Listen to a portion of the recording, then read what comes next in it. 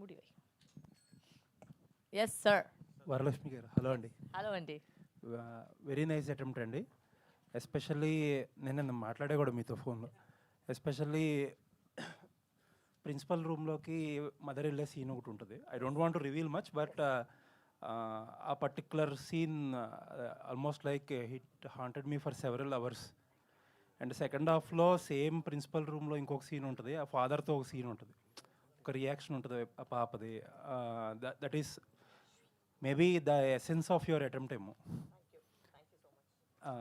Very nice అండి. Maybe I hope audience will give you more and more love in the coming days. And on that note ఒక వేరే question. నిన్న after everything people are talking good things about the film.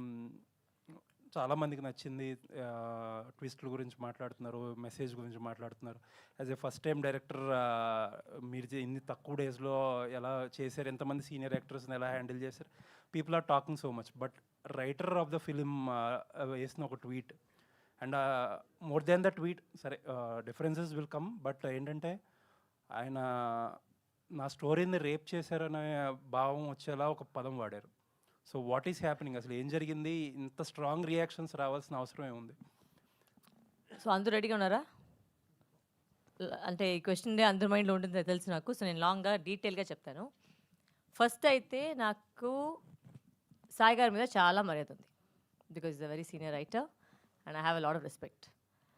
But the world, మన ప్రపంచం ఎలా అంటే కొన్ని stories వచ్చి అలానే ప్రజెంట్ చేస్తే ఆడియన్స్కి వచ్చేసి నచ్చదు. That is the truth of the matter. So నేను ఎవరిని వాళ్ళ కథని రాబ్ చేయలేదు, నేను తీసుకోలేదు. కాంట్రాక్ట్ వేసాము, డబ్బులు ఇచ్చాము, అన్నీ తీసుకున్న తర్వాత ఆ కథ నాదైంది. ఆ కథ వచ్చేసి ఆయన దగ్గర వచ్చేసి ఆల్మోస్ట్ ఒక 6 years ఉండింది. అంత బాగుంటే ఎందుకు చేయలేదు? సో అంటే ఏమో ల్యాగ్ ఉంది. అండ్ ప్రతి చోట్ల వెళ్ళేసరికి కథ చెప్పేసరికి నాకు వచ్చిన ప్రతి టైం ఫీడ్బ్యాక్ ఏంటంటే సెకండ్ హాఫ్ బాగలేదు. నేను నిజంగా చెప్పాను, మీకు తెలుసు నేను అబద్ధం చెప్పలేదని. ఇదే జరిగింది మ్యాటర్. ఓకే, ఇప్పుడు జనరల్గా అయితే రైటర్ గారు వచ్చేసి మీతో పాటు కూర్చొని వర్క్ చేయాలి, అవన్నీ చేయాలి. ఆయన చాలా బిజీ, ఆయన అన్ని పెద్ద సినిమాకి వెళ్ళిపోయారు.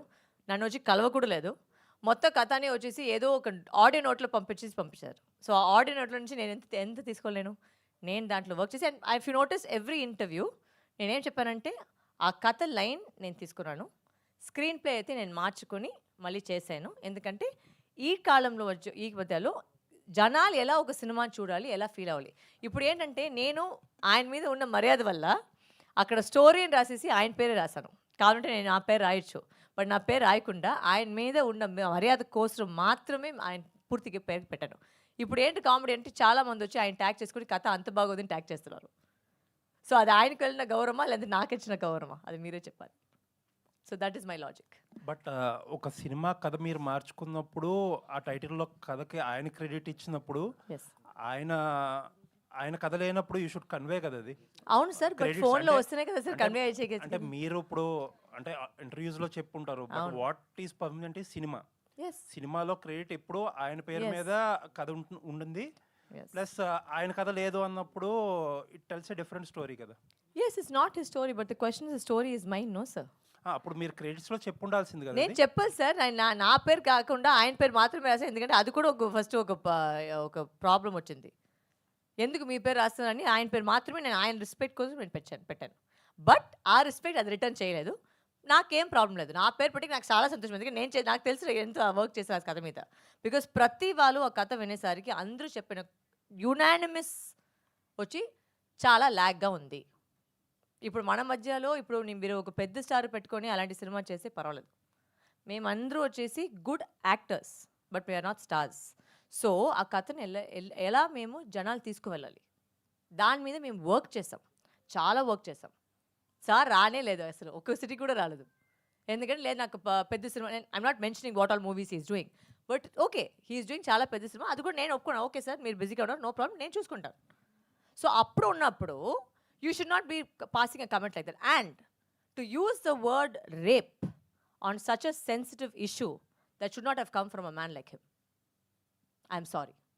It's very insensitive and it's extremely rude.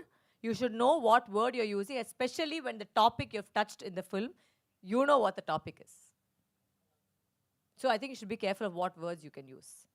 And I'm saying this because నాకు కావాలంటే నేను చాలా కథలు తీసేవాళ్ళు చెప్పేవాళ్ళు, బట్ నేను అలాంటి మనిషి కాదు. నేను వాళ్ళందరినీ ప్రతి వాళ్ళని నేను చాలా గౌరవిస్తాను, వాళ్ళకి మర్యాద ఇస్తున్నాను.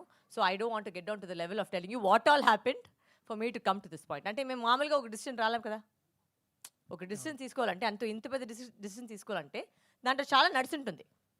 నడిచిన తర్వాత ఇది అంతే వచ్చింది. నేను అంతే అంతలో కాదు అవన్నీ చెప్పేదానికి. So I'm not getting in to that. And one last question అండి. కథ సెకండ్ హాఫ్ డ్రైవ్ మార్చినప్పుడు ఆయనకి చెప్పే ప్రయత్నం చేశారా ఇలా మారుస్తున్నాను? నేను క్లైమాక్స్ ఫస్ట్ నుంచి చెప్పాను సార్, మార్చాలి ఎందుకంటే వర్క్ అవ్వట్లేదు.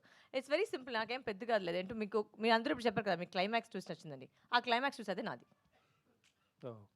నాకేంటంటే ఆ కథ వచ్చేసి అక్కడే ఒక కోర్ట్ రూమ్లో అయిపోతే ఒక అమ్మాయిని చాలా వీక్గా కనిపిస్తారు. I don't want that. I wanted a women to feel strong. I wanted the story to tell so that women can feel empowered. So ఆ ట్విస్ట్ పెట్టినప్పుడు మీరు అందరూ చూసింటారు సినిమాని, ఆ ట్విస్టే వచ్చి అందరూ చప్పట్లు కొడుతున్నారు. సో అంటే what I did was right and I don't go back on that. Nice and congrats. Thank you.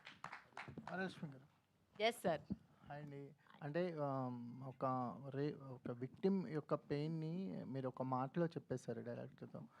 నా కూతురు దగ్గరికి వెళ్ళాలంటే నన్ను చూసి కూడా భయపడుతుందని ఒక తండ్రి అంటాడు కదా.